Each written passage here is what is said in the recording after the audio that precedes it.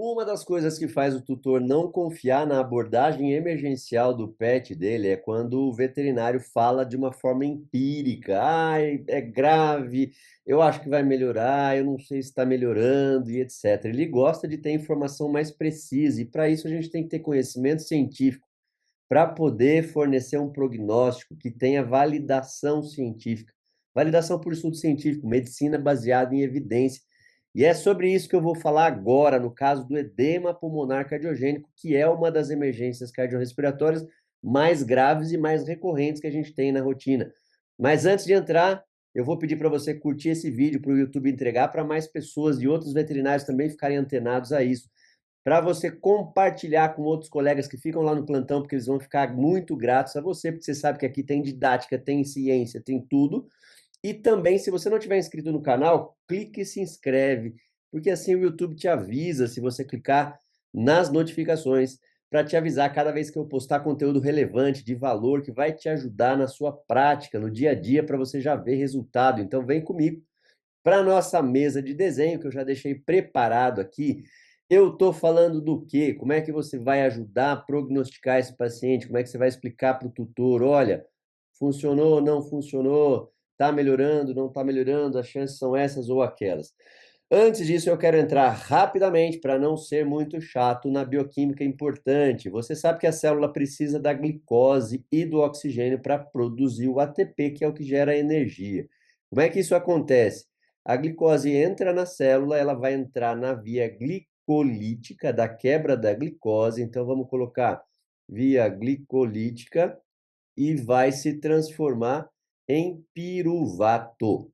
O piruvato, na presença do oxigênio, vai entrar aqui na mitocôndria para produzir uma quantidade bem grande de ATP, adenosina trifosfato. Quando tem falta de oxigênio, que o oxigênio está diminuído, ele não entra na mitocôndria e ele aumenta a produção do lactato. Esse lactato, então eu vou colocar uma setinha para cima aqui, ó, ele vai para a corrente circulatória e a gente consegue dosar esse lactato, que não tem nada a ver com o lactato do soro Ringer lactato, só para você ficar antenado. E aí a gente consegue dosar, eu consigo mensurar esse lactato, portanto, isso se torna um valor prognóstico, eu já vou explicar como. Claro que o paciente com edema pulmonar, ele vai ter uma dificuldade, ele vai ter uma redução do oxigênio, afinal de contas, numa insuficiência cardíaca esquerda, o ventrículo esquerdo diminui o débito, então o sangue começa a ficar acumulado aqui dentro dele, isso vai aumentar a pressão diastólica final, que é o momento que a mitral está aberta. Esse aumento de pressão se reflete no átrio, que se distende, e o sangue dos pulmões começa a ter dificuldade de desaguar aqui.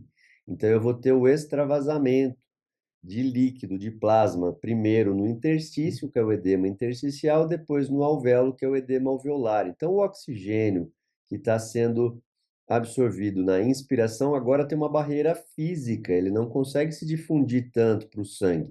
Então, claro que a gente vai ter uma diminuição do oxigênio, e dentro desta lógica, uma diminuição do oxigênio vai fazer o quê? Aumentar a concentração do lactato. Então, para que serve eu dosar o lactato nesse paciente? Serve pelo seguinte, eu vou fazer uma dosagem no tempo zero, que é o tempo zero? Quando o paciente chegou para mim com edema pulmonar e eu vou ter, então, uma concentração X. Aí eu faço a minha abordagem e depois eu doso de novo o lactato aqui e vejo quanto que ele está. Então, 2 horas depois. Diante de uma insuficiência cardiorrespiratória, se depois da minha abordagem o lactato reduziu na concentração sanguínea em pelo menos 15%, 2 horas depois, então eu tenho um bom prognóstico. Significa que a chance desse paciente sair dessa situação é maior. Se o lactato não reduziu em pelo menos 15% nessas primeiras 2 horas de abordagem, o prognóstico é pior. Entende que fica muito mais fácil você falar com o tutor. Eu tenho números, olha, tem um marcador que a gente usa, que quando reduz em pelo menos 15% nas primeiras 2 horas de abordagem, isso reflete um bom prognóstico, a chance dele salvar é grande. Olha, eu tenho um marcador que a gente dosa 2 horas depois, que teria que ter reduzido 15% pelo menos, não reduziu. Então, o quadro está ficando mais grave. E da onde vem isso? Deste estudo aqui, olha só.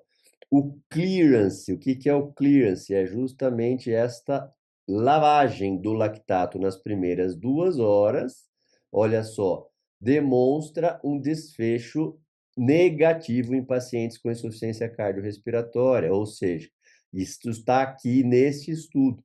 Então, o paciente que tem 15% a menos do lactato nas primeiras 2 horas de abordagem reflete um aumento de sobrevida. Como é que a gente dosa esse lactato? Assim, olha só, com um aparelhinho chamado lactímetro, que é igual ao glicosímetro. Então, aqui de um paciente que estava em 12,7 milimol por litro e baixou para 4,5, ou seja, bem mais do que 15%. Ah, e quais os valores de normalidade? Eu vou mostrar para você. Em cães, até 3,2 milimol por litro. Aí, se tiver 3,5 ou mais, é uma hipoperfusão leve. 5 a 10 é moderada, maior que 10 é grave. Em gatos, até 2,5 é normal. Hipoperfusão leve, 3 milimol por litro, moderada e grave. Por que que eu estou falando de hipoperfusão?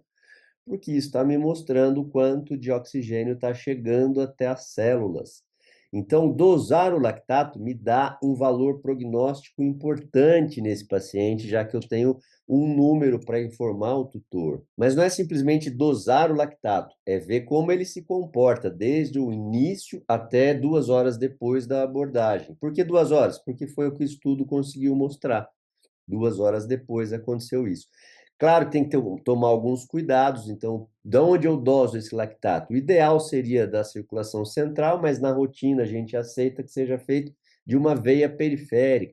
E outra questão que tem que tomar cuidado, é bom dosar a glicemia também do paciente, por quê? Porque, claro, se não tem glicose entrando na célula, mesmo que o paciente esteja em hipóxia, ele não vai formar o lactato.